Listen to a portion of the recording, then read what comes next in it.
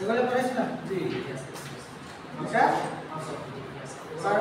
Permanent hard disk করে temporary so water hardness করতে করেছে কেমন থাকে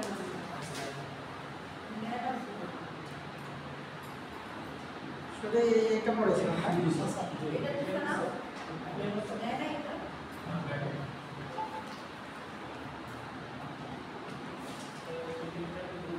এটা স্লাইডটা পিডিএফ পিডিএফ স্লাইডও আছে পিডিএফ স্যার আমি একটু শেয়ার করে দিই কি মনে করেন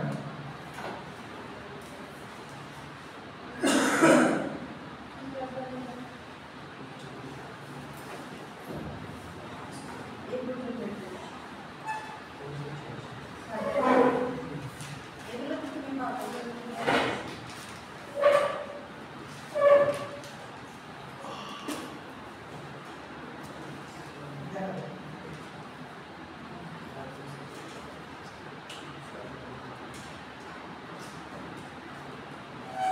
কি অবস্থা সবার ক্যামেরার এই অবস্থা কেন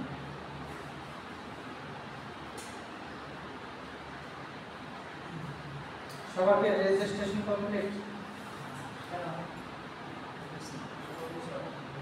কালকে থেকে জরিমানা শুরু হয়ে যাবে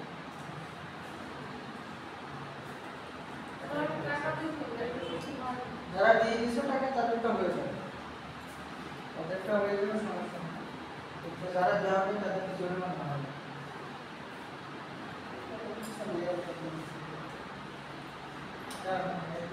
অনেক সময় কয়টা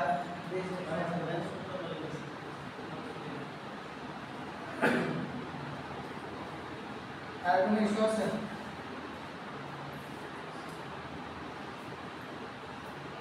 এখানে দেখা হচ্ছে ইউএস ইউএসএ স্টুডেন্ট 100 এর মতো কয়জন আছে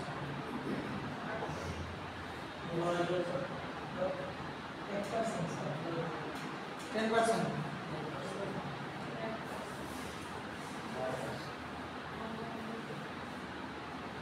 বাকিদের ক্লাসে আনার জন্য কি করতে হবে শুধু ফটো দিলে হবে স্যার হ্যাঁ ফটো দিলে সবাই চলে আসবে শুক্রবারে সবারকে ডিগ্রি সাইকেল সমস্যা স্যার কি জানো এই স্যার কর্মীরা মানব কথা স্যার আমি শুক্রবারে শুরু করি এখন তো বন্ধ হবে মারামারি করলে বন্ধ থাকে না ফ্যাক্টরি হ্যাঁ আমাদের কোনো জায়গায় বন্ধ আছে না স্যার তারা করে এই যে একদম ভিত্তি মাসা আমাদের একটা বন্ধ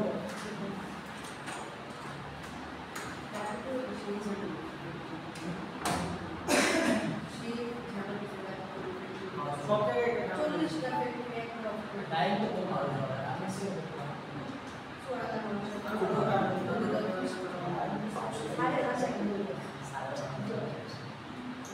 আর আপনাদের গ্রামের ভাষা কই হ্যাঁ আপনার গ্রামের ভাষা কই পারবে না স্যার বললেন না ছোট একটা মানুষ মানে এদিকে মিথ্যে কথা বলতে আমার সাথে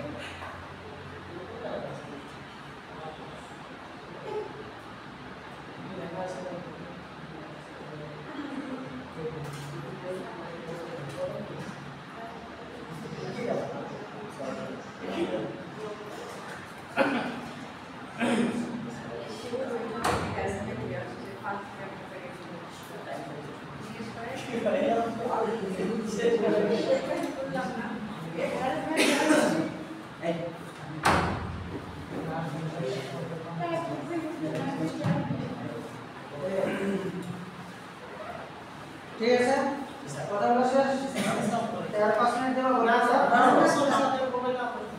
হ্যাঁ তোমাদের জন্য 5 মিনিট আগে দেবো কিন্তু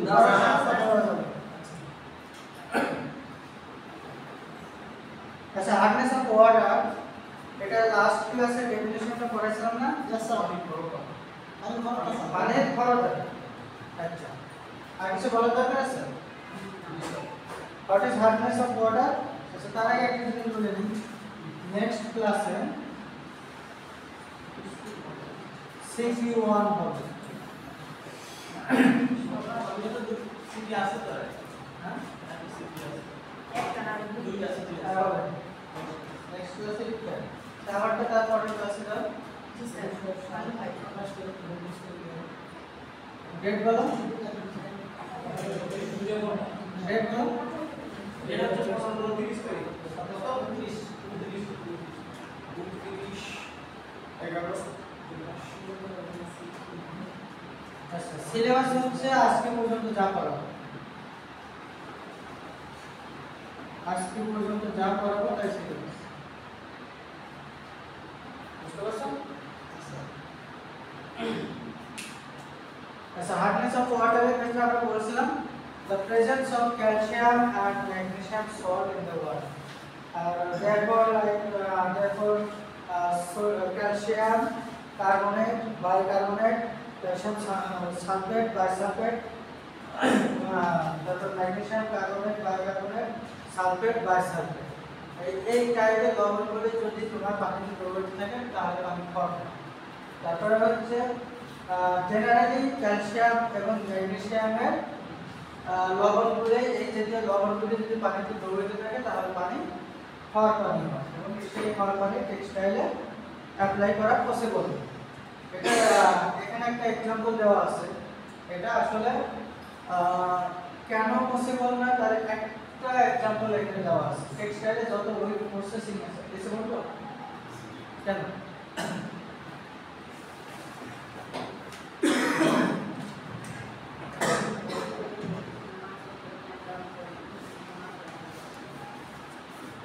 তাহলে দেখো এসিকে দেওয়া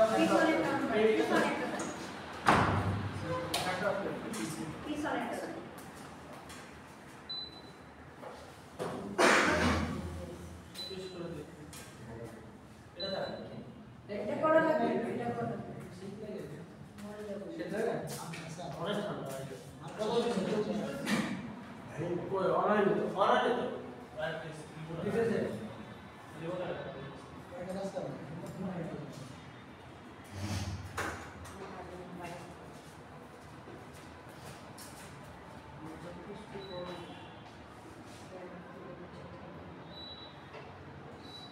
এটা দাও 30 দিয়ে দাও, এটা দাও 30 দাও।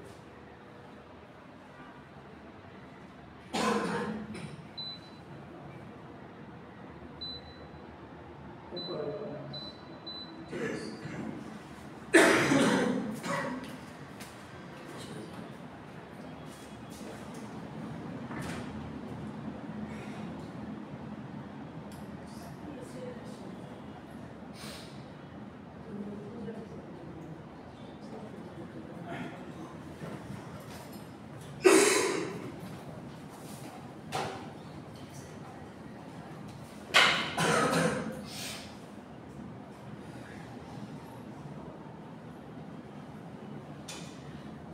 তোমাদের আরেকটা কথা আমি বলছিলাম মনে হয় যে পানিতে যদি পটাশিয়াম এবং সোডিয়াম লবণ দ্রবীভূত থাকে তাহলে পানি কম হয় না। পানিতে যদি সোডিয়াম এবং পটাশিয়াম লবণ দ্রবীভূত থাকে তাহলে পানি কম হয় না। পানিতে ক্যালসিয়াম ম্যাগনেসিয়ামের ধাতব লবণগুলো দ্রবীভূত থাকলে পানি হার্ড হয়, কম হয়। এগুলো আমরা লাস্ট ক্লাসে বলেছিলাম। এখানে একটা एग्जांपल দেওয়া আছে, দেখো আমরা জানি সাবানের সংকেত কত 67835 সেটা হলো S, এটাকে আমরা সোডিয়াম স্টেয়ারেট বলি, তাই না? সোপ, এই সোপের ক্ষেত্রে নরমালি যদি যে পানি নিয়েছো সেই পানিতে যদি এই লবণ দ্রবীভূত থাকে, এই লবণ দ্রবীভূত থাকে পানিতে ক্যালসিয়াম সালফেট, তাহলে কি হয় এই লবণ পানিতে আসে এবং যখন তুমি সাবান দিচ্ছ তখন সেই সাবানটা কি হয়ে যাচ্ছে, সাবানের কাজ কি leather to form the leather and to clean the surface of any substance or materials. Normally fabric, textile material অথবা যে কোনো ম্যাটেরিয়ালের সারফেসকে ক্লিন করতে হলে আমাদের ডিটারজেন্ট সোপ লাগে। আচ্ছা, তাহলে ডিটারজেন্সি অথবা ক্লিনিং এফিসিয়েন্সির জন্য সাবানের কাজ হচ্ছে to form lathers and to perform the cleaning action. এই কাজটা করতে গেলে তাকে ফর্ম জেনারেট করতে হয় এবং সার্ভিস ক্লিন করতে হয়। এখন যখনই হচ্ছে পানিতে তোমার এই জাতীয় লবণ থাকে, পানি ক্ষয় হয়, তখন সাবান দিলে সেই সাবানটা কি করে, ফোম জেনারেট করে। সে কি করে, ক্যালসিয়াম স্টিয়ারেট প্রোডিউস করে। কি প্রোডিউস করে?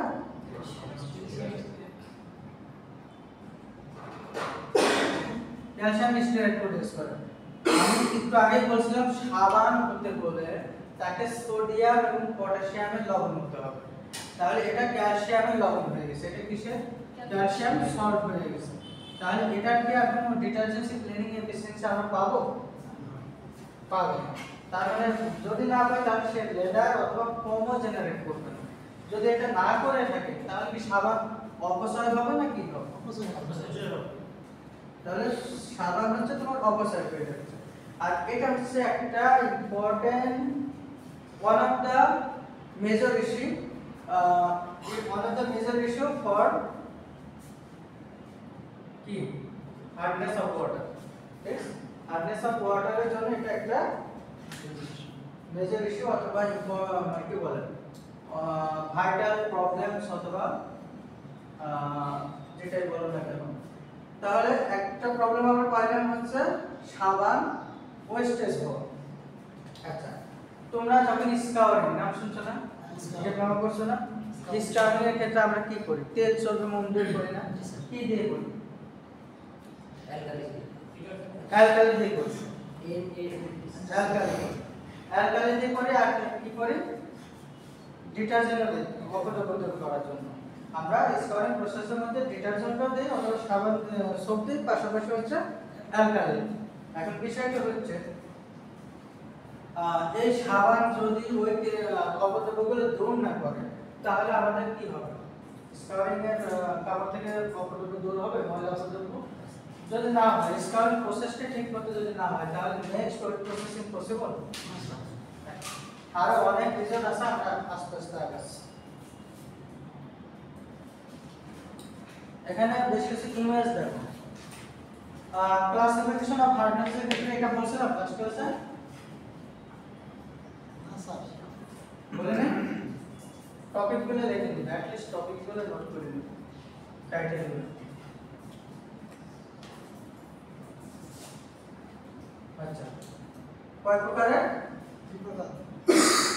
টেম্পোরারি, টেম্পোরারি বাংলা কি?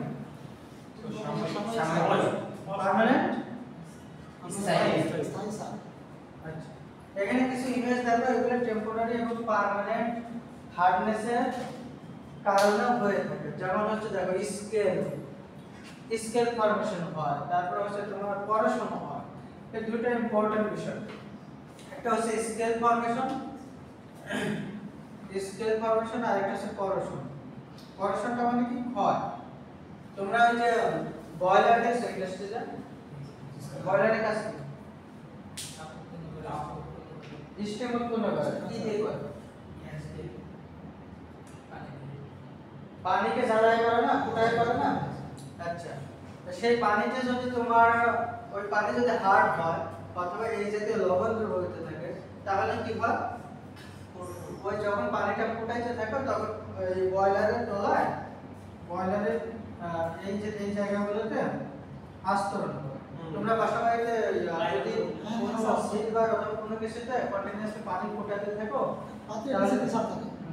তো ওই জায়গাটা এক ধরনের স্তর পড়ে। সেটা ডিপেন্ড করে তার কালারটা কেমন হবে। কালারটা ডিপেন্ড করে হচ্ছে তোমার অফ হোয়াইট টাইপের হতে পারে অথবা আয়রন থাকলে তোমার কি রেডিশ হতে পারে, তাই না? ইউলিশ রেডিশ হতে পারে। তো এই যে জিনিসগুলো, এগুলো তোমার হচ্ছে ইমেজগুলো এখানে দেওয়া আছে। ওই যে কন্টিনিউয়াসলি যখন হচ্ছে তোমার শাওয়ার থেকে পানি পড়তে থাকে, অনেক বছর বয়স হয়ে গেলে সেটা দেখো কি ধরনের একটা প্রবলেম মরিচা মতন বলে। হ্যাঁ, তারপর হচ্ছে তোমার ওটা আয়রন বেশি থাকলে ওইরকম কালার হবে। তারপর হচ্ছে তোমার skin damage to disorder interview, এই ধরনের তোমার ইফেক্টগুলো আমরা পাই। এখন আসো একটা একটা করে আগে আমরা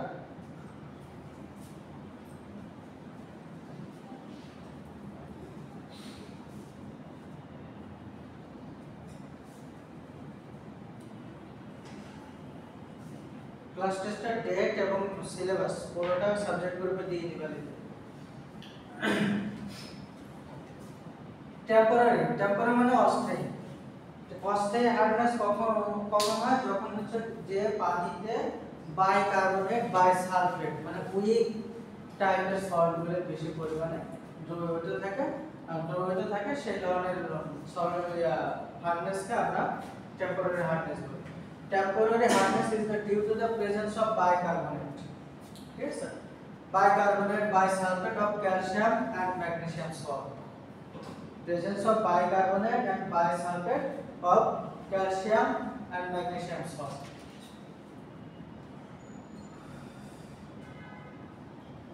এটা হচ্ছে কি কার্বনেট,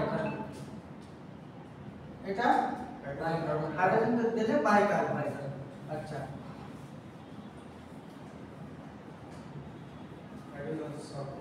বাইসালফেট। আচ্ছা যাই হোক ক্যালসিয়াম এবং ম্যাগনেসিয়ামে যদি বাইকার্বনেট বাইসালফেট যদি লবণ প্রান্তে দ্রবীভূত থাকে তাহলে পানি যে ধরনের হট হয় অথবা হার্ড হয় সেটাকে আমরা বলতেছি টেম্পোরারি হার্ডনেস অফ ওয়াটার। এখানে एग्जांपल দেওয়া আছে দেখো বাইকার্বনেট এই টু কেন দেওয়া হয়েছে জানো তো? জরুরি এর যোজন কত 1 আর ক্যালসিয়াম কত 2।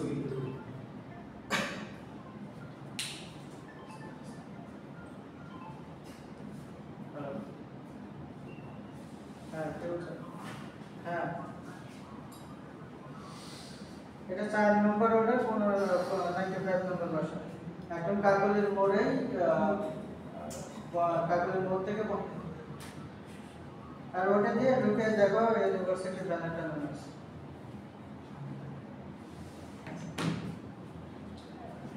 আচ্ছা তাহলে এটার ক্ষেত্রে যখন আমরা এটাকে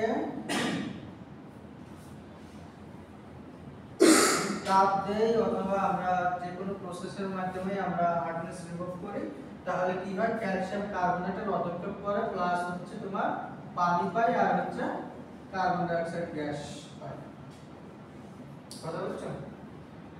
বাইকার্বনেটকে ধরো পানিতেই আছে তাই না, এটা কই আছে পানিতে আছে, পানির মধ্যে ক্যালসিয়াম বাইকার্বনেট লবণ আছে, এটাকে যদি তুমি হিট দাও হিট দিলে কি হবে ক্যালসিয়াম কার্বনেটের পদক্ষেপ করবে তাই না। ওই যে একটু আগে বললাম যে বয়লার পাত্র এর গ্যাসের উপর তলানি করে আর পানিটা আউটপুট আসছে তাই না। আর এখান থেকে আরেকটা হচ্ছে ভোলাটাইল অথবা ওটাই একটা গ্যাস পাই সেটা হচ্ছে কার্বন ডাই অক্সাইড। আচ্ছা সিম্পল বয়েলিং মেথডের মাধ্যমে যদি আমরা simple we can remove the hardness temporary hardness by the simple boiling method. Just boil simple boil করে আমরা হচ্ছে এই ধরনের temporary hardness remove করতে পারি।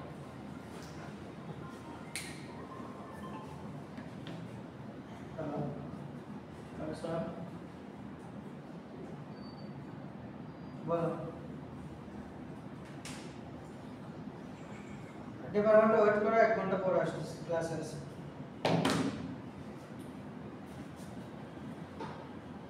আচ্ছা এখানে বেশ কিছু বিষয় দেওয়া আছে দেখো ম্যাগনেসিয়াম বাইকার্বনেট এখানে উপরে দুইটা সল্টের কথা আমি বলেছি একটা ক্যালসিয়াম আর একটা ম্যাগনেসিয়াম। ক্যালসিয়াম এবং ম্যাগনেসিয়ামের ক্ষেত্রে সেম বাট ম্যাগনেসিয়ামের ডিফারেন্সটা হচ্ছে কি ক্যালসিয়াম থেকে ক্যালসিয়াম মোটামুটি হচ্ছে একটু হেভি বুঝো একটু ভারী তাই না। আর ম্যাগনেসিয়াম কার্বনেটটা হচ্ছে তোমার স্লাইটলি ডিজলভ অথবা একটু দ্রবণীয় ফর্মে থাকে। এটার জন্য জাস্ট হচ্ছে slightly soluble in water but heating will cause its hydrolysis into mass insoluble magnesium hydroxide।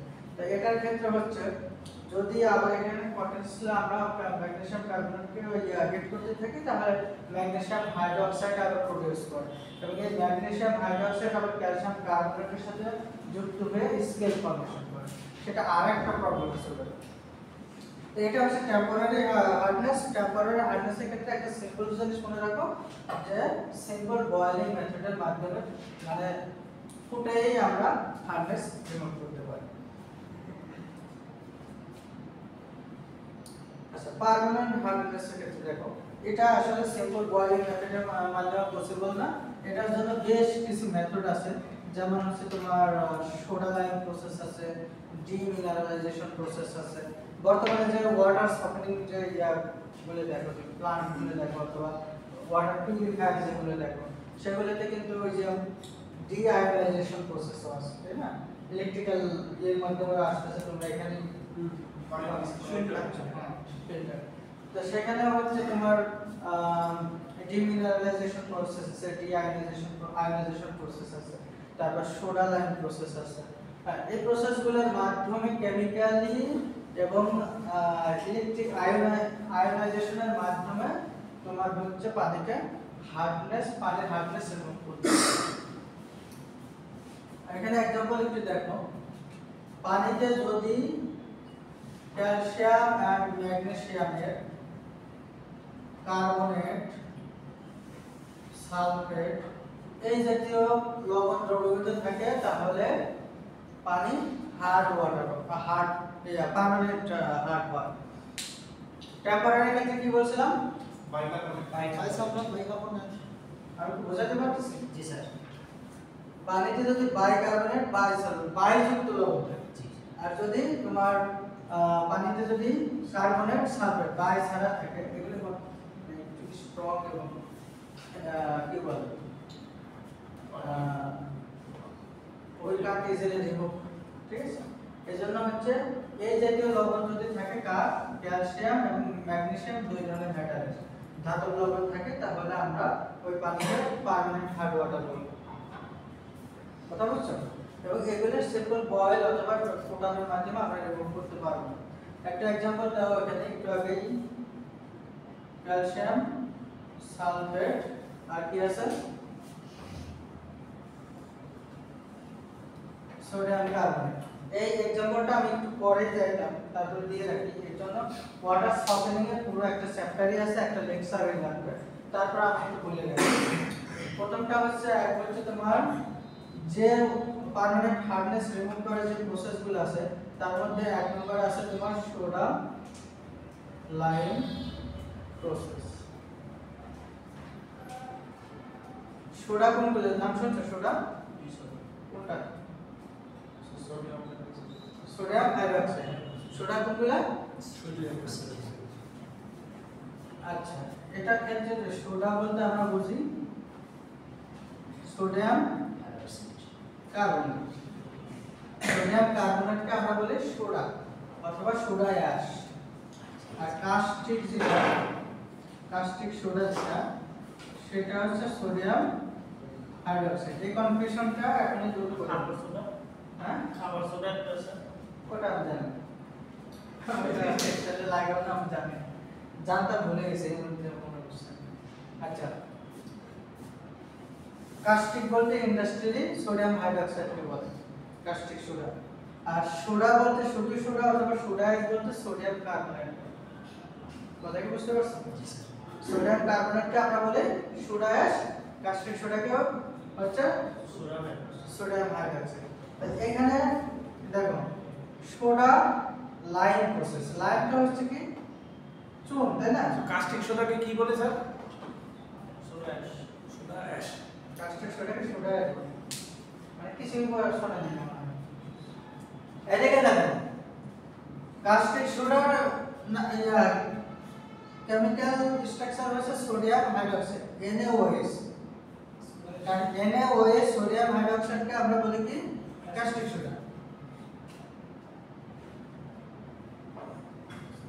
এর নাম কি? Sodium hydroxide.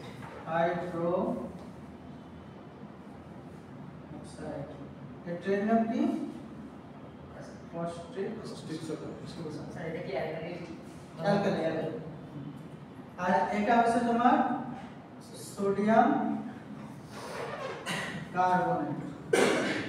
সোডিয়াম কার্বনেট অথবা ট্রেড নাম হচ্ছে সোডা অ্যাশ। সোডা অ্যাশ মনে থাকবে? আচ্ছা, পার্মানেন্ট হার্ডনেস কখন হয়? যখন ক্যালসিয়াম এবং ম্যাগনেসিয়াম লবণের কার্বনেট সালফেট জাতীয় লবণ দ্রবীভূত থাকে, তাহলে ওই পানি পার্মানেন্ট হার্ডনেস হয়। এবং ওই পার্মানেন্ট হার্ডনেসকে রিমুভ করতে গেলে সিম্পল বয়লিং মেথডে পসিবল। তার জন্য কি করতে হয়? কেমিক্যাল প্রসেস এবং আয়োনাইজেশন প্রসেসগুলো অ্যাপ্লাই করতে হয়। আচ্ছা, সেই কেমিক্যাল প্রসেসের মধ্যে একটা হচ্ছে তোমার সোডা লাইম প্রসেস। এগুলি কেমিক্যাল না এক একটা? আচ্ছা, সোডা এবং লাইম। লাইম হচ্ছে চুন, তাই না? আচ্ছা, হাইড্রেটেড লাইম হচ্ছে কি বলে? পলিচুন। নাম শুনছো এগুলো? হ্যাঁ। আচ্ছা, তাহলে দেখো সোডা কোনটা? এখানে সোডা না এটা? এই সোডা অ্যাশকে সংক্ষিপ্তভাবে সোডা বলা হয়। সোডা যখনই বলবো তখনই তোমরা সোডিয়াম কার্বনেট বুঝবে, আর কাস্টিক যখন বলবো তখন তোমরা সোডিয়াম হাইড্রোক্সাইড বুঝবে। মনে থাকবে? সোডা মানে সোডিয়াম কার্বনেট, কাস্টিক মানে সোডিয়াম হাইড্রোক্সাইড। আচ্ছা, যখন আমরা এই কি হয়েছে দেখো, পুরো একটা পানি একটা বয়লার নিয়েছো, বয়লারের মধ্যে কি আছে? পানি আছে। সেই পানির মধ্যে কি আছে? ধরো এই জাতীয় লবণ আছে, যার কারণে আমরা এটাকে পার্মানেন্ট হার্ড ওয়াটার বলছি। এখন এটাকে আমরা রিমুভ করব। রিমুভ করার জন্য একটা প্রসেস হচ্ছে সোডা লাইম প্রসেস। তো প্রথমে আমরা এখানে কি করব? সোডা দেব প্লাস সোডিয়াম কার্বনেট, তাই না? সোডা মানে কি? সোডিয়াম কার্বনেট না? আচ্ছা, দিলাম। দেওয়ার পরে দেখো এখানে কি হচ্ছে।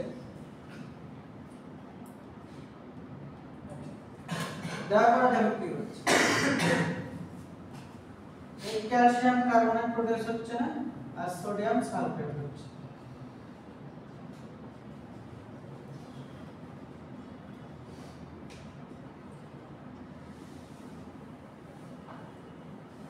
বুঝছো? ওই যে প্রতিস্থাপন বিক্রিয়া তোমরা একটু দেখে নিও। মানে ধাতুর সক্রিয়তার উপর ডিপেন্ড করে কে কোন ধাতুর সক্রিয়তা যত বেশি হবে সোডিয়াম থেকে ক্যালসিয়ামের সক্রিয়তা বেশি, তাই না? কোনটা বেশি? সোডিয়ামের বেশি না? এটা আবার ভিত্তি করে যে প্রতিস্থাপন বিক্রিয়াগুলো একটু দেখে নিও। এখানে কি হচ্ছে? ক্যালসিয়াম কার্বনেট এবং সোডিয়াম সালফেট প্রোডিউস হচ্ছে। এখান থেকে ক্যালসিয়ামকে সরাই দিচ্ছে, তাই না? সালফেট থেকে ক্যালসিয়ামকে সরাই দিচ্ছে। ফাইনালি কি প্রোডিউস হলো? Calcium carbonate. আচ্ছা, এই ক্যালসিয়াম কার্বনেট পানিতে কি অদৃশ্য হচ্ছে না? আচ্ছা, এরপরে দেখো তোমার আরেকটা एग्जांपल ম্যাগনেসিয়াম সালফেট।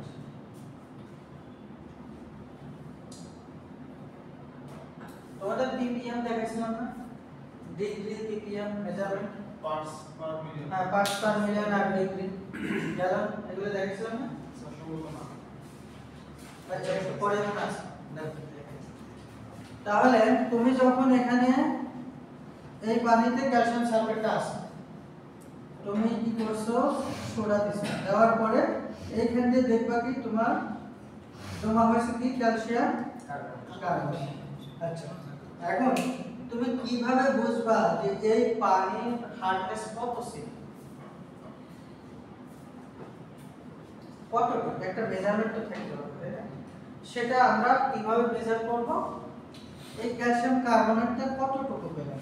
পরিমাণ, অ্যামাউন্ট ইন ওয়েট। এই ক্যালসিয়াম কার্বনেটের পরিমাণটা আমরা ওয়েট করি, তার উপর ভিত্তি করে ওই পানির পার্মানেন্ট হার্ডনেসটা কতটুকু ছিল সেটা একটু পরে আসতেছে, একটু বলে রাখবো যাতে তোমাদের সুবিধা হয়। সেম ভাবে ম্যাগনেসিয়াম সালফেটের एग्जांपलটা আমরা দিতে পারি না? কি দিয়ে দিছি? সোডা অ্যাশ দিয়ে, তাই না? Soda ash. আচ্ছা, এরপর আমি আরেকটা কথা সবসময় মনে করাই দেব তোমাদের, এটাও একটা সল্ট না? সোডিয়াম সালফেট সল্ট না? তুমি এই পানির মধ্যে শুধু কি তুমি ক্যালসিয়াম কার্বনেট পাইছো? আরেকটা সল্ট তৈরি হয়েছে না? সোডিয়াম সালফেট তৈরি হয়েছে না? হয়েছে তো? এই সোডিয়াম সালফেটও তো পানিতে আছে, সেটা নিয়ে আবার মাথা ব্যথা নাই কেন? অথবা যারা কি বলে ওয়াটার পানি বিশেষজ্ঞ, তাদের মাথা ব্যথা নাই কেন বলো তো? ক্যালসিয়াম ভারী। আমি একটু আগেই বলেছিলাম সোডিয়াম এবং পটাশিয়ামের লবণ পানিতে থাকলে পানি খাওয়া হয় না। হ্যালো আমার ক্লাস আছে বসতে হবে একটু বসুন আধা ঘন্টা না আধা ঘন্টা লাগবে তুমি বসে সোডিয়াম সালফেট দ্রবণটা পানিতে দ্রবীভূত। এগুলো সবই প্রভাবিত তুমি খালি চোখে দেখতে পারবে না বুঝতে পারছো কিন্তু এগুলো ভিতরে ভিতরে কাজ করবে কাপড় তোমার রোল করতে দেবে না কোনো প্রসেস করতে দেবে না পিএস এর ইস্যু আছে সল্ট পিএস করতে পারে কারণ তোমার যদি অ্যাসিড অ্যালকালাইন কিছু থাকে তাহলে পিএস ভ্যারি করে এগুলো তো সল্ট অ্যাসিড অ্যালকালাইন কিছু না তাহলে পিএস এর ইস্যু আসবে দেখো তাহলে এই যে কথাটা কেন বললাম আমি বারবার একটা কথা বলছি মাথায় নিও সোডিয়াম পটাশিয়াম কোনো লবণ কোনো সল্ট পানিতে থাকলে ওটা ওই পানি খাওয়া হবে না তার মানে আমার কনসেন্ট্রেট রাখা দরকার নেই আচ্ছা এরপরের एग्जांपलটা দেখো লাস্টের एग्जांपलটা আমরা তো সোডা দিয়ে কি করলাম পানি ফরটা দুই করলাম এখন হচ্ছে আমরা কি করব ধরো এই টাইপের ম্যাগনেসিয়াম সালফেট এটা পানিতে দ্রবীভূত আছে তাহলে এর সাথে আমরা কি করব লাইম যোগ করব তাই না তখন কি হবে দেখো ম্যাগনেসিয়াম বলো ম্যাগনেসিয়াম হাইড্রোক্সাইড আর ক্যালসিয়াম সালফেট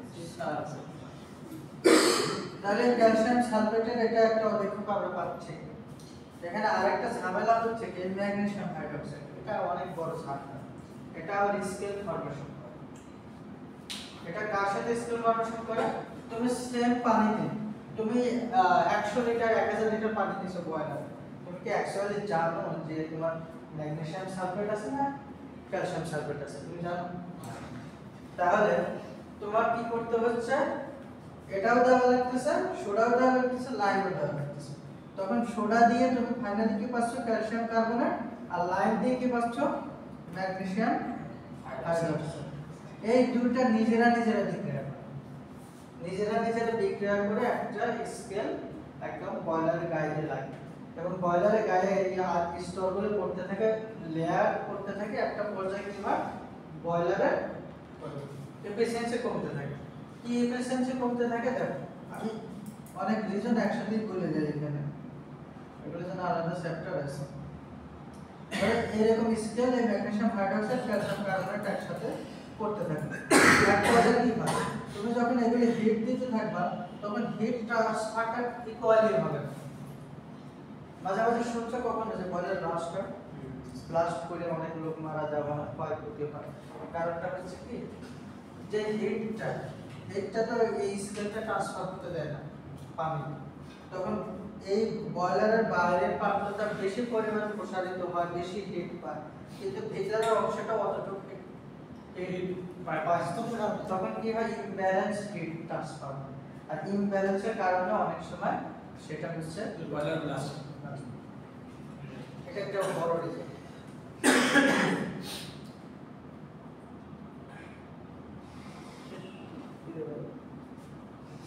শেষ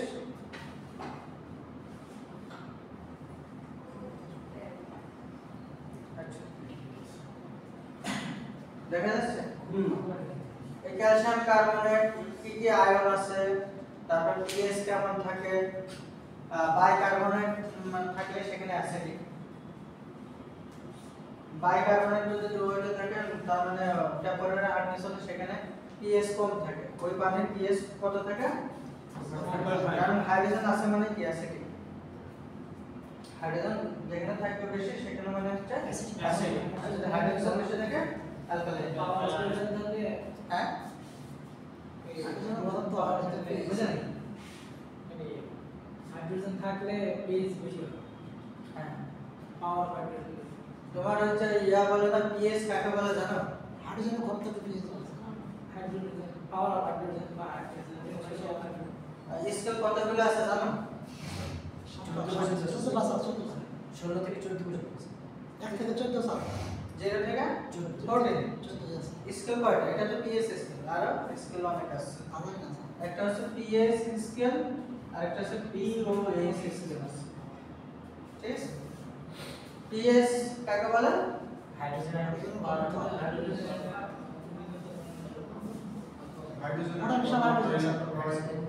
আচ্ছা পোটেনশিয়াল ধরো এক গ্লাস পানি নিলাম, কি নিলাম? পানি নিলাম। পানিকে যদি আয়নাইজ করি আমরা কি পাই? আয়নাইজেশন করলে কি পাই? Plus OH minus H plus plus OH minus. এখানে H প্লাস আছে আর আছে কি OH মাইনাস, দুই ধরনের আয়ন আছে। পানির pH নিউট্রাল ধরা হয়, একদম নরমাল পানির pH কি করা হয়? নিউট্রাল ধরা হয়। কত ধরা হয়? 7। এটা 7, কিন্তু যদি একটু ব্রডলি চিন্তা করি তাহলে 7.5 এটা নিলাম 7, একদম নিউট্রাল। এইজন্য পানি, বিশুদ্ধ পানি আমরা খাইতে গেলে আমরা কোনো অম্লীয় ভালো, অ্যাসিডিক ভালো আমরা তেল করি না, অ্যালকালাইন ভালো তেল করি না। দেখো, যদি ধরো এখানে হাইড্রোজেন আয়ন আছে কি 100টা, আর হাইড্রোজেন আয়ন আছে কত? 100টা। তখন যদি এরকম হয় 150টা অথবা 120টা হাইড্রোজেন আয়ন, তাহলে এই পানি অ্যাসিডিক অ্যাসিডিক হবে না? সবাই বুঝতেছো? এই তুমি বুঝতেছো? শিওর? 100টা হাইড্রোজেন আয়ন আছে, 100টা হাইড্রোক্সিল আয়ন আছে, তাহলে পানির pH 7। পানির কি হাইড্রোজেন আয়ন যদি 120টা হয় তাহলে পানির pH কত হবে? তুমি কিছু শুনতেছো না? শুনতেছো না বুঝতেছো? বলো, তুমি বলতে পারো। সেই ঘনমাত্রা ঋণাত্মক লগারিদম হ্যাঁ, কত হতে পারে অ্যাপ্রক্সিমেটলি? স্যার প্রশ্নটা হাইড্রোজেন আয়ন আছে 100টা, হাইড্রোক্সিল আয়ন আছে 100টা, pH আছে 7। এখন 20টা হাইড্রোজেন আয়ন বেরিয়ে গেল, তাহলে পানির pH কত হবে? অবশ্যই তো পারবে হাইড্রোক্সিল আয়ন যদি বাড়ে তাহলে ওটা তো অ্যালকালি হয়ে যাচ্ছে না, হাইড্রোজেন বাড়লে অ্যাসিডিক হবে। এটা কি বোঝাচ্ছে? কেউ তো কিছু বুঝতেছো না। হাইড্রোজেন বলতে অ্যাসিড হবে। অ্যাসিডিক হবে। Acidic। তাহলে pH কোন দিকে যাবে? বেস আছে মাইনাসের দিকে যাবে। না না এই বাদ আছে পিএস কমবে। স্যার বেস কমবে 6 এর দিকে আসবে।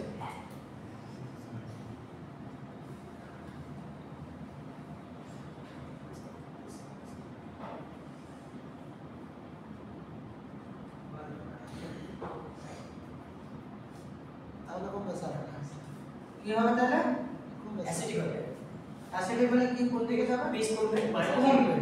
pH কমবে। ধরো 7, 100টা জন্য 7 ছিল, এখন 5 6 চলে আসবে, তার মানে কি pH কমবে। বুঝছো? তাই তুমি বুঝছো? কমলে অ্যাসিডিক না বাড়লে অ্যাসিডিক, এটাই আমাদের কাজ আছে। মাসাল ছিল না? মানে আমি তো জানতাম স্যার যে অ্যাসিডিক হয়, কিন্তু কমলে অ্যাসিডিক হবে বাড়লে অ্যাসিডিক হবে, এটাই মাথা ছিল না। এখন বুঝছো? আচ্ছা পিএস 2 এর মতো আসে।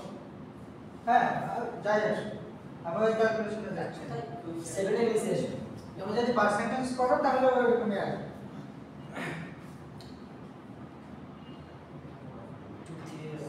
কইছিলাম আমি একটা করে দেবে, বেসিক যদি এই সিম্পল বেসিক তোমাদের না থাকে তাহলে আসলে পড়ানো খুব খারাপ।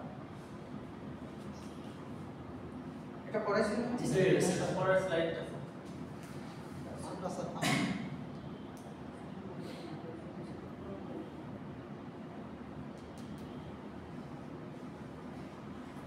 এখন আসো,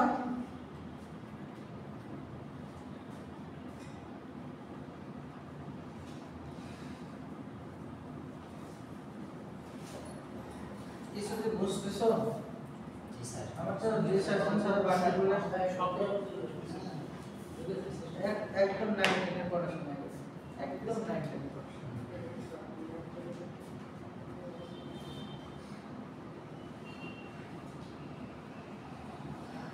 আমি একদম আইতে স্যার ওদিকে যদি সমস্যা হচ্ছে মাঝে মাঝে কিছু রিল অথবা ভিডিও সামনে চলে আসে। গতদিন একটা ভিডিও দেখতেছিলাম, এখন সমস্যা নেই, তাই দেখতেছিলাম তখন এরকম ভিডিওটা, ছেলে কোনোদিন পড়াশোনা করে না, স্কুলে যায় না, প্রাইভেটও করে না, কিন্তু পাস করে রেজাল্টের দিন সে ওর বাবা অবাক হয়ে যায়, আরে তুই তো একদিন ক্লাস করিস না, তুই পড়াশোনা করিস না, কেমন তুই পাস করিস? তারপর সে অবাক হয়ে যায়, তোর ছেলে এমনি এমনি করে ওর হচ্ছে সে এসএসসি পাস করে, একটা মাধ্যমিক পাস করার পরেও মানে সে কোনোদিন স্কুলে যায় না, পড়াশোনা করে, ওর বাবা খুব পিটায়। এক পর্যায়ে যে আর ইন্টারমিডিয়েটে যে আর পড়াশোনা করাইতে পারে না, তার বাবা তাকে একটা ব্যবসা করে, ধারণা করে সবজি বিক্রি, ঠিক আছে? তো সেখানে যে সে আলু বিক্রি করতেছে 28 টাকা কিলো, তা যিনি কিনছে উনি 30 টাকা দিচ্ছে, যে আমাকে 2 টাকা দিয়ে তুমি দেখে দেবে। তো বলেছে না, আমাকে 28 টাকাই দিতে হবে, আমি কি লস করবো? তারপর আরেকজন পাশে ছিল, সে বলেছে কেন, তোরই তো লাভ, তুই নিয়ে নে। তো বলে না, আমি 30 টাকা দিয়ে কিনছি, আমি কেন লস করবো, আমাকে 28 টাকাই দিতে হবে। বিষয়টা হচ্ছে শিক্ষার অবস্থা তোমাদের এরকম। যারা শিখতেছে, যারা শিখতেছে না তারা কিছুই শিখতেছে। চেষ্টা থাকলে উপায় নেই। আমরা তো মানে যে এই বয়সে এসে যে পরিমাণ এই যে পিএইচডি থিওরি শেষ করলাম, সারা রাতও করছি, থিওরি শেষ হয়ে গেছে, রিসার্চ করতেছি। তাই এই যে সময়টা আমরা কাটাই, ইচ্ছা করলেই হয়। তুমি যদি মনে করো যে এসে ডিউটি করে এসে 4 ঘন্টা ঘুমায়, বাকি 4 ঘন্টা পড়াশোনা করে তারপরে আড্ডা গল্প করতে যাবো, তারপর ফেসবুক করবো, পসিবল, টাইমটা ম্যানেজ করে দিতে পসিবল। আর তুমি যে সব কিছু জানবা শিখবা অথবা মনে কখনো, আমার এখনো এই 10 বছর ধরে পড়াচ্ছি, আমার ক্লাসে আসার আগে দেখে আসি, কিভাবে দেখে আসলে টপিকগুলো অ্যাটলিস্ট যা কি পড়াবো, কোন টপিক, অ্যাটলিস্ট 10 মিনিট একটা লেকচারের জন্য আমাকে দিতে হবে। কিন্তু ইনিশিয়াল স্টেজে একদম লেকচারের 1 ঘন্টা লেকচার দিতে গেলে তার 5 ঘন্টা পড়াশোনা করতে হবে। কারণ আমি তোমাকে যা পড়াচ্ছি এর বাইরে অন্তত আর 10টা জিনিস পড়ো, এগুলো আমার বেসিক। এই জন্য 1 ঘন্টা লেকচার দিতে গেলে তার একজন টিচারকে, একজন প্রফেসরকে 10 ঘন্টা স্টাডি করতে হবে। আমাদের দেশে তো টিচাররা মোটামুটি রিল্যাক্স, মানে আমাদের ফালতু কাজে অনেক সময় যায়, আমরা পড়াশোনার সময় পাই না, মোটামুটি আমরা যেভাবে যতটুকু বুঝি পড়াই। কিন্তু বাইরের দেশের প্রফেসরদের মানে কন্টিনিউয়াসলি ডেভেলপমেন্ট কিংবা নতুন কিছু এগুলো নিয়ে তাদের করে থাকতে হবে। পাশাপাশি তোমার একটা জিনিস বোঝাইতে গেলে তাদের অন্তত 10টা জিনিস করে আসতে হবে। তো যাই হোক, আসলে তোমাদের যতই বলি তোমরা হয়তো এখান থেকে বের হয়ে গেলে মনে হবে যে লেখাপড়া করে আসলেই লাভ নেই। তোমাদের এটা মাইন্ডসেট হয়ে গেছে, মনে করো যে লেখাপড়া করে আসলেই লাভ নেই। কিন্তু লেখাপড়া না করে যে কতটুকু লাভ হয় সেটা আমরা অনেক এক্সাম্পল দিতে পারি। লেখাপড়া না করে যে কেউ খুব শাইন করছে, এটা এক্সাম্পল খুবই কম। গতদিনে রেগুলার ক্লাসে একটা স্টুডেন্ট বলতেছিলাম, তুমি যদি লেখাপড়া করতেছো না, ওকে ফাইন, তোমার লেখাপড়ার দরকার নেই। লেখাপড়া কি তোমার কাছে মনে হয় যে সময় নষ্ট অথবা অপচয় করা, অথবা তোমার লাইফ থেকে সময়টা অপচয় নষ্ট হয়ে যাচ্ছে? ও অনেকটা এরকমই বললো। হ্যাঁ, আমি বললাম যে দেখ, এই লাস্ট সেমিস্টার 6টা মাস তুমি তোমার লাইফে এই 6টা মাস নষ্ট করে দাও। তুমি অ্যাটলিস্ট প্রতিদিন 4-5 ঘন্টা পড়াশোনা করো, সারা যা দিচ্ছে একটু স্টাডি করো, মনে করো যে 6টা মাস তোমার লাইফ শেষ হয়ে যাবে। এটা তোমার কাছে সবচেয়ে ওয়েস্টেজ টাইম। আর এই টাইমটা তুমি জাস্ট পড়াশোনা করে নষ্ট করে বললে যে ঠিক আছে, এরপরে ক্লাসে এসে বিষয়টা হচ্ছে তোমার একটা জিনিস তো আসলে পড়াশোনা যা মানে কিছু বিখ্যাত লোকজন আছে তাদেরকে দেখো, ওরা যেখানে সময় পায় সেখানে পত্রিকা পড়ে অথবা বই পড়ে, কন্টিনিউয়াসলি পড়ে, নতুন কিছু জানার শেখার কোনো বিকল্প নেই। ইউনিট অফ হার্ডনেস, হার্ডনেস যে একটু আগেই বললাম যে এখানে যে তুমি যে ক্যালসিয়াম কার্বনেট অপেক্ষা করতেছে সেটা হচ্ছে অ্যামাউন্ট ইন ওয়েটে মেজারমেন্ট করতে হবে, কতটুকু আছে। ধরো একটা এমন পানি তুমি রিসোর্স থেকে পানি তুলতেছো, সেখানে হার্ডনেসে নেই, অথচ তুমি প্রচুর এনার্জি খরচ করতেছো, তুমি কেমিক্যাল দিচ্ছ অথবা তোমার ইলেকট্রিক্যাল পাওয়ার অ্যাপ্লাই করতেছো, তাহলে কি এটা প্রবলেম না? সেজন্য কি করতে হবে যে ওই ধরনের পানি যে রিসোর্স থেকে তুমি পানিটা পাচ্ছ প্রথমে স্যাম্পলটা নিয়ে তোমাকে ক্যালকুলেশন করে নিতে হবে, ফাইন্ড করে নিতে হবে যে কি পরিমাণ হার্ডনেস আছে এবং কোন ধরনের হার্ডনেস আছে। কারণ তুমি বাই প্রোডাক্ট হিসেবে যা পাবা প্রেসিপিটেশন অথবা অধঃক্ষেপণ, সেটা থেকে তুমি বুঝতে পারবে যে এই ধরনের লবণের ডুবিয়ে আছে। ইউনিট অফ হার্ডনেস এর ক্ষেত্রে দেখো, hardness is expressed by two method. এগুলো কি আমি পড়াইছিলাম না? আচ্ছা, ppm পার্টস পার মিলিয়ন। এটা কেউ আমাকে বুঝাতে পারবা? Parts per million. হ্যাঁ,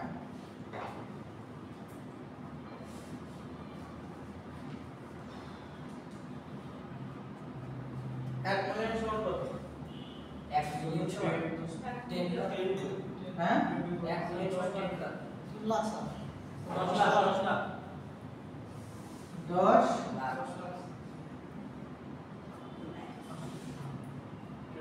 10 লাখ তাহলে কত লেখা যায়? 10 টু দি পাওয়ার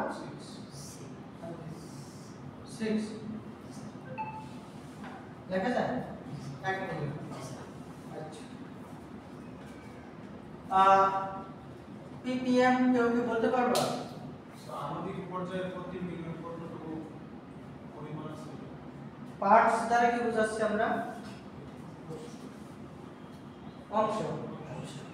সেটা যে কোনো স্কেলে হতে পারে, সেটা ml এ হতে পারে, গ্রামে হতে পারে, গ্রেইনে হতে পারে। তোমরা একটা জিনিস কি জানো যে এই বিষয়গুলো তোমাদের একটু ওয়েট ফর লিখে নাও, ফর ওয়েট ক্যালকুলেশন। আসলে 1 ঘন্টা ক্লাস আর 1 ঘন্টা পড়াশোনা করে কিছুই বুঝবে না। তোমরা জানো 1 পাউন্ড সমান কত গ্রাম? বলো, 453.6 গ্রাম। 1 পাউন্ড সমান কত গ্রেন? 7000 গ্রেন। গ্রেনের নাম শুনছো না? গ্রেন। আচ্ছা, কোনটা বলো? 1 পাউন্ডে করো না 1 গ্রেন করো? হ্যাঁ, 1 পাউন্ড সমান যদি তুমি এভাবে দেখো কত? 7000 গ্রেন। আচ্ছা, 1 গ্রাম করো না 1 পাউন্ড করো? 1 গ্রাম সমান কত? কত গ্রেন?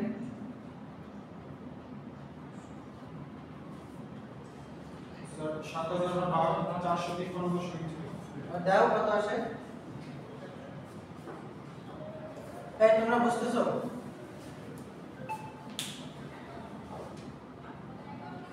এগুলো ভাই বেসিক। 15.43 15.43 গ্রেন। তাহলে গ্রাম করো না গ্রেন করো? গ্রাম। তাহলে এগুলো কিসের একক? হ্যাঁ, ওজনের ওজনের একক। কিসের একক? ওজনের একক। তাহলে এই ওজনের এই তিনটার জায়গার ক্ষেত্রে সবচেয়ে ক্ষুদ্রতম একক কোনটা? Smallest. Which is the smallest unit for calculation? Grain, তাই না? এই গ্রেনটা হচ্ছে ক্ষুদ্রতম একক। আচ্ছা, 1 কেজি সমান কত গ্রাম? 1000 গ্রাম। 1000 গ্রাম। আচ্ছা, 1 লিটার সমান কত? 1 লিটার সমান 100 সেন্টিমিটার। 1 লিটার সমান কত ইঞ্চি?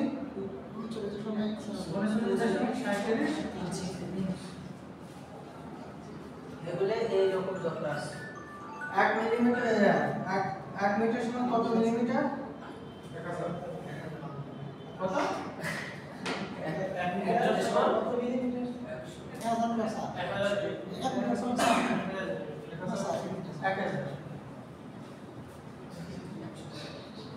1000 মিলি মিটার। আচ্ছা, 1 লিটার সমান কত মিলিলিটার? 1 লিটার সমান 1000 মিলিলিটার। এমএল। 1 ইঞ্চি সমান কত সেন্টিমিটার? হ্যাঁ, এই জিনিসগুলো মেমোরাইজ করবে। এখানে যে জিনিসটা কেন এই জিনিসগুলো বলতেছি, এই ব্রেইনের কারণে। গ্রেনে আমরা যে ক্যালসিয়াম কার্বনেটের ওজন করব এটা তো খুবই কম পরিমাণ এবং এটা বড় স্কেলে পসিবল না, ছোট ইউনিটে এটা মেজার করতে হবে।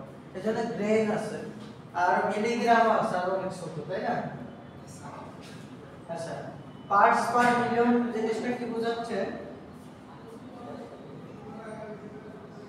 পার্টস পার মিলিয়ন জিনিসটা হচ্ছে 10 লক্ষ ভাগ, অথবা সেটা 10 লক্ষ ভাগ তুমি এটা বলতে পারো 10 লক্ষ লিটার হতে পারে।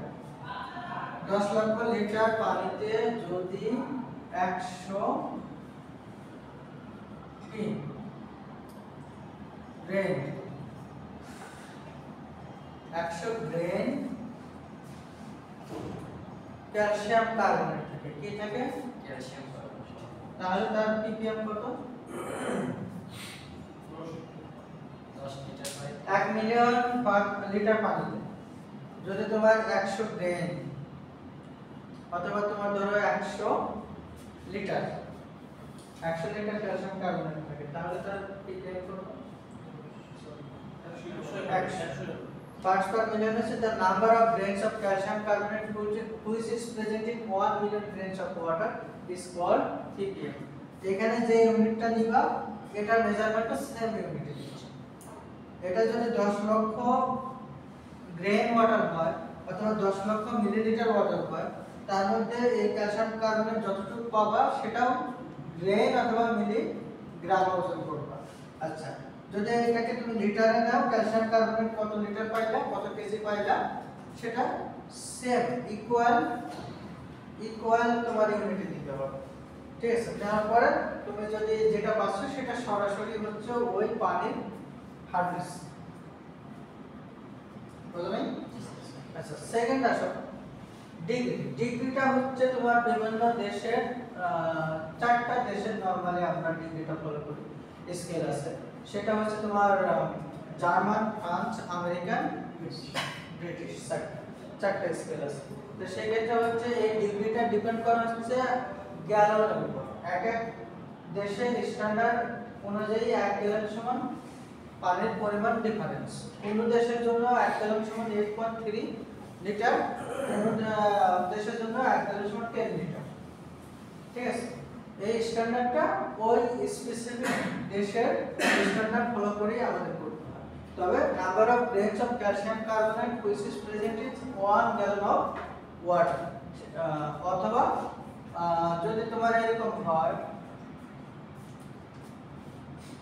1 গ্যালন সমান হচ্ছে তোমার 10 কত পাউন্ড? 10 স্ট্যান্ডার্ড তুমি হচ্ছে ইউএসএ স্ট্যান্ডার্ড ফলো করবে, সেই স্ট্যান্ডার্ড অনুযায়ী 1 গ্যালন সমান তুমি জানো 10 পাউন্ড। তাহলে 10 পাউন্ড সমান কত? 4553 গ্রাম। কত গ্রেন? 10 পাউন্ড 1 পাউন্ড সমান কত গ্রেন? গ্রেনে যদি নাও 7000 গুণন 10 70000। তোমার যদি গ্যালনের স্ট্যান্ডার্ড হয় যদি এইটা 1 গ্যালন সমান 10 পাউন্ড, তাহলে আমরা যেহেতু এই ক্যালসিয়াম কার্বনেটের ক্যালকুলেশনটা সবসময় ছোট ইউনিটের করতে হয়, গ্রেন নিব, তাহলে 1 গ্যালন অথবা 10 পাউন্ড পানিতে অথবা 70000 গ্রেন অফ ওয়াটারে যত গ্রেন ক্যালসিয়াম কার্বনেট থাকবে তার ডিগ্রি কত? ধরো এর মধ্যে তোমার হচ্ছে ক্যালসিয়াম কার্বনেট আছে তোমার 50 গ্রেন, তাহলে কত ডিগ্রি? 50 ডিগ্রি। হার্ডনেস কত? 50 ডিগ্রি। তাহলে এভাবে লিখবো আমরা 50 ডিগ্রি হার্ডনেস। এই হার্ডনেসকে এই দ্বারা বুঝতে পারছো? তাহলে গ্যালনটা ডিপেন্ড করতেছে 4টা দেশের 4টা স্ট্যান্ডার্ড হলো। গ্যালন যায় থাকে, তোমাকে প্রথমে কনসিডার করতে হবে 1 গ্যালন সমান কত পাউন্ড আর 1 পাউন্ড সমান কত গ্রেন তুমি জানো। শেষ? আচ্ছা,